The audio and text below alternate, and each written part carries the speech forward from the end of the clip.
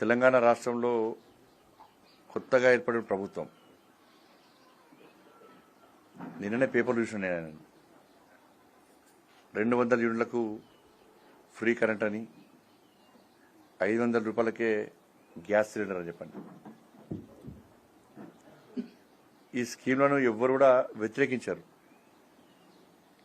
కానీ ప్రభుత్వాలు ఏమైనాయంటే ఎన్నికల ముందు ఒక హామీ ఇచ్చి వదిలిపెడతారు. మేము 500కే సిలిండర్ ఇస్తాం, 200 యూనిట్ల వరకు ఉచితంగా విద్యుత్ సరఫరా చేస్తాం. కానీ ఎన్నికల తర్వాత ప్రభుత్వం ఏర్పడిన తర్వాత దానికి కొరిగిలు పెడతారు. ప్రభుత్వం ఏం చేయాలి? కాంగ్రెస్ పార్టీ మేనిఫెస్టోలో ఏం చెప్పింది? 200 యూనిట్ వరకు ఫ్రీ ఎలక్ట్రిసిటీ ఇస్తామని చెప్పన్నారు, 500 రూపాయలకు గ్యాస్ ఇస్తామని చెప్పన్నారు, సిలిండర్ ఇస్తామన్నారు. కానీ రేషన్ కార్డు ఉన్న వాళ్ళకే అని చెప్పలే. అప్పుడు ప్రభుత్వం రేషన్ కార్డు ఉన్న వాళ్ళకే ఇస్తామని చెప్పలే. ఈ ప్రభుత్వమే రేషన్ కార్డు ఇస్తా అన్నారు. ఇప్పుడు తెలంగాణ రాష్ట్రంలో 10 సంవత్సరాల నుంచి ఒక రేషన్ కార్డు ఇవ్వాలి. దాదాపు నాకు తెలిసి 10 లక్షల మంది ఇప్పటికే కలెక్టర్ల ద్వారా గ్రామాల్లో పెట్టేటువంటి ఈ రచ్చబడినటువంటి కార్యక్రమాల ద్వారా దాదాపు 10 లక్షల కుటుంబాలు ఇప్పటికే కొత్త రేషన్ కార్డుల కోసం దరఖాస్తులు పెట్టుకున్నారు. 10 సంవత్సరాల నుంచి ఒక్క రేషన్ కార్డు ఇవ్వాలి. చాలా మందికి పెళ్ళై వేరుగా ఉంటున్నారు. కొంతమంది ఆల్రెడీ ఈ మధ్యన మేజర్ అయి ఉన్న వాళ్ళు చాలా మంది ఉన్నారు. ఇట్లా రకరకాల వ్యక్తులందరూ, ప్రజలందరూ కూడా కొత్త రేషన్ కార్డుల కోసము దరఖాస్తు చేసుకున్నారు. అవి 10 లక్షల కుటుంబాలకు పైగా ఇవాళ తెలంగాణ రాష్ట్రంలో దరఖాస్తు చేసుకున్నారు. ఈ కొత్తగా ఏర్పడే ప్రభుత్వానికి చిత్తశుద్ధి ఉంటే నిజంగా మీ మేనిఫెస్టో భగవద్గీత, ఖురాన్, బైబుల్ అని మీరు భావిస్తే, మీ ఆలోచన మంచిదైతే మీకు తెలంగాణ రాష్ట్ర ప్రజలు ఓట్లు ఇచ్చిన విశ్వాసం ప్రజల మీద మీకుంటే ఫస్ట్ రేషన్ కార్డులు ఇవ్వమని గతంలో చెప్పింది నేను. రేషన్ కార్డు ఇచ్చిన తర్వాత మళ్ళీ రేషన్ కార్డుల పేరుతో సంవత్సరాల తరబడి వేడి చేసే ప్రయత్నం చేయకుండా యుద్ధ ప్రాతిపదికన వారం రోజుల కూడా రేషన్ కార్డులు ఇవ్వచ్చు. రేషన్ కార్డు తీయడానికి ఒక్కరోజు వాళ్ళకి కావాల్సింది. రేషన్ కార్డు తీయడానికి ఒక్కరోజు పడుతుంది వాళ్ళకు. తీసేయడానికి టక్కన ఒక్క సిస్టంలో కూర్చొని 40 డిలేట్ అంటారు. రేషన్ కార్డు తీయడానికి వారం రోజు సరిపోతుంది. 10 లక్షల కుటుంబాలు ఇవాళ రేషన్ కార్డు దరఖాస్తు చేసుకున్నారు. వాళ్ళకు ప్రభుత్వం ఫస్ట్ రేషన్ కార్డులు ఇవ్వాలి. ఇచ్చిన తర్వాత 200 యూనిట్లు ఫ్రీ కరెంట్ కానీ 500 రూపాయలకి సిలిండర్ కానీ అవి ఇవ్వండి. ఇది మీ నిజాయితీ, మీ నిబద్ధతను చూపడుతుంది ప్రజలకు.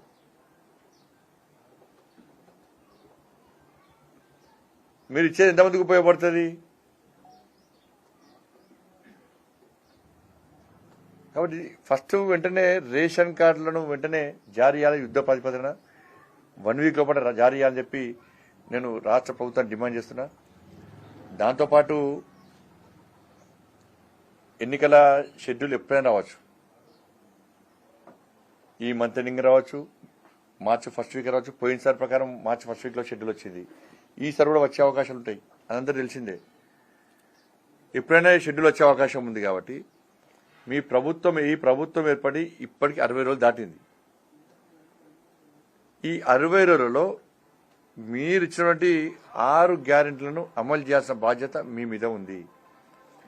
షెడ్యూల్ వస్తుందని చెప్పి మీకు తెలుసు, నాకు తెలుసు, ప్రజలందరికీ తెలుసు. షెడ్యూల్ వస్తుందని చెప్పండి. షెడ్యూల్ వచ్చిందని తెలిసిన తర్వాత 6 గ్యారెంటీలను ఎన్నికల షెడ్యూల్ లోపల మీరు అమలు చేయాల్సిన బాధ్యత, ఆలోచన, ప్లాన్ మీకున్న ఒక ప్రణాళిక మీకు ఉండాలి. ఆల్రెడీ ఒకవేళ ఇయ్యొద్దు, మేము అమలు చేసే ఆలోచన లేదు, తప్పించుకునే ప్రయత్నం చేస్తున్నామంటే రేపు ఏం చేస్తారంటే ఎన్నికల షెడ్యూల్ వచ్చిందని చెప్పి తప్పించుకునే ప్రయత్నం చేసే అవకాశం ఉంది.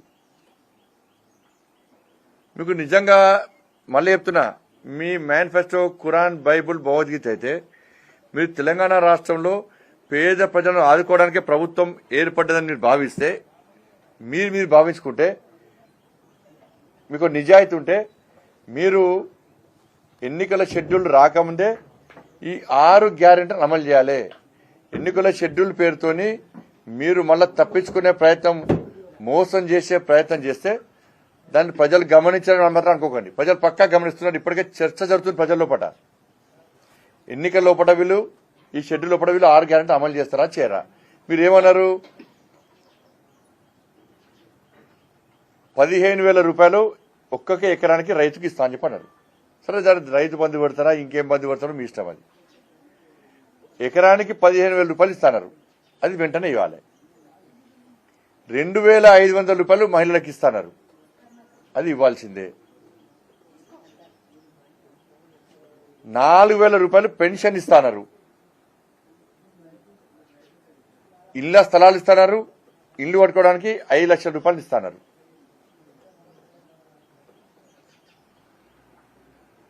2 లక్షల రూపాయలు రుణమాఫీ ఇస్తున్నారు.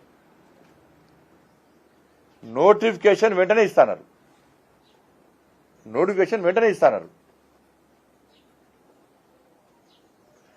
317 జీవో విషయంలో ఆలోచిస్తామన్నారు. దాని సమస్య లేకుండా చేస్తామన్నారు.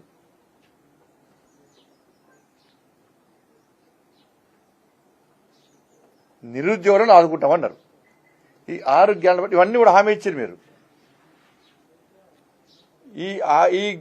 ఈ హామీలను, ఈ 6 గ్యారెంటీల పాటు ఈ హామీలను మీరు నెరవేర్చడానికి మీ దగ్గర ప్రణాళిక ఏందో ఫస్ట్ స్పష్టం చేయండి. రాష్ట్రంలో ఉన్న ఆర్థిక పరిస్థితి గురించి మీరు చెప్పిర్రు. దివాలా తీసిందని చెప్పి మీరే చెప్పిర్రు. అప్పుల పాలైందని మీరే చెప్పిర్రు. 6 గ్యారెంటీలు అమలు చేస్తామన్నారు. ఇచ్చిన హామీలను అమలు చేస్తామన్నారు. ఎట్లా అమలు చేస్తారో మీరు చెప్తే ప్రజలకు ఒక ధైర్యం, విశ్వాసం ఏర్పడుతుంది. ప్రజలు మీరిచ్చిన హామీలను చూసే మీకు ఓట్లేసి గెలిపించారు. గత ప్రభుత్వం మోసం చేసింది కాబట్టి. అది అరాచక ప్రభుత్వము, దుర్మార్గ ప్రభుత్వము,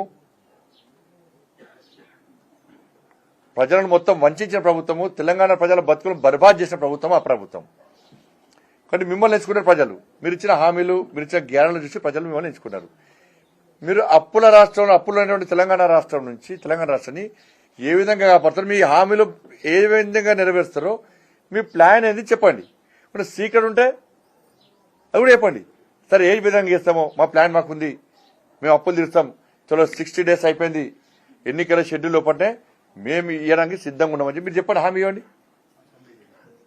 కాబట్టి ఇవన్నీ మీరు చర్చించాలి, చేయాలి. పోనీ మీ పబ్లిసిటీ రావడానికి, మీకు మంచి పేరు రావడానికి ఇప్పుడు అసెంబ్లీ స్టార్ట్ అవుతుంది. అసెంబ్లీ వేదికను ఉపయోగించుకోండి. మీరు ఈ అసెంబ్లీ వేదికను మీరు ఉపయోగించుకోండి. ఎస్, మేము ఎన్నికల ముందు గత ప్రభుత్వం చేసిన విధంగా మేము మోసం చేయం. మేము ఇచ్చిన 6 గ్యారెంటీలతో పాటు మేము ఇచ్చిన హామీలు నెరవేరుస్తాం. మీరు రేపు అసెంబ్లీ స్టార్ట్ అయితే ఎల్లుండి స్టార్ట్ అయ్యారు. మేము ఎన్నికల షెడ్యూల్ లోపలనే మేము ఈ హామీలు 6 గ్యారెంటీలు అమలు చేస్తాం. దానికోసము అసెంబ్లీని ఒక వేదికగా ఉపయోగించుకోవాలి. ఏ ప్రభుత్వం అయినా ప్రభుత్వం చేసే అభివృద్ధి కార్యక్రమాలకు, మంచి కార్యక్రమం అసెంబ్లీ అందరూ రాజకీయ అతీతంగా సపోర్ట్ చేయాల్సిందే. కానీ మళ్ళీ ఇప్పుడు ఏమైతుంది రేపు అంటే సంగతి చూస్తా అని ఓరు, టచ్ చేస్తా మీరు సంగతి చూస్తా అని ఇంకోరు. ఈ టచ్లు సంగతుల మీదనే రేపు అసెంబ్లీ నడుస్తుంది. ఇక 5 రోజులు ఉన్న 5 రోజులు కూడా మొత్తం మీడియా అంతా దీని మీద రాస్తుంది, చర్చ అంతా దీని మీదనే, దృష్టి అంతా దీని మీదనే. దానికోసం మాత్రం అసెంబ్లీ ఉపయోగపడుతుంది. వాళ్ళు ఏం చేయలేని వాళ్ళ మీద తిరుగుతారు. ఈ ఆరోపణలకు, ప్రత్యారోపణలకు అసెంబ్లీ వేదిక కారాదు. దయచేసి నేను విజ్ఞప్తి చేస్తున్నా. ఇప్పుడు జరిగే అసెంబ్లీ ప్రజలకు ఒక నమ్మకాన్ని, విశ్వాసాన్ని కలిగించే విధంగా, ప్రజలను సమస్యలను పరిష్కరించే విధంగా ఈ అసెంబ్లీ ఉపయోగపడాలి తప్ప టచ్లు చేయడము, అంతు చూడడము, సంగతులు చూడడానికి అసెంబ్లీ వేదిక కాదు. పెట్టుకొని బహిరంగ సభ జింకానా గ్రౌండ్లో మేమే బహిరంగ సభ ఏర్పాట్లు అన్ని చేస్తాం. వాళ్ళు టచ్ చేస్తారా, వీళ్ళు అంతు చూస్తారా చూసుకోండి. మీరు దానికి గ్రౌండ్లు ఉన్నాయి, వేదికలు చేసుకుని మేమే ఏర్పాటు చేస్తాం వేదికలు.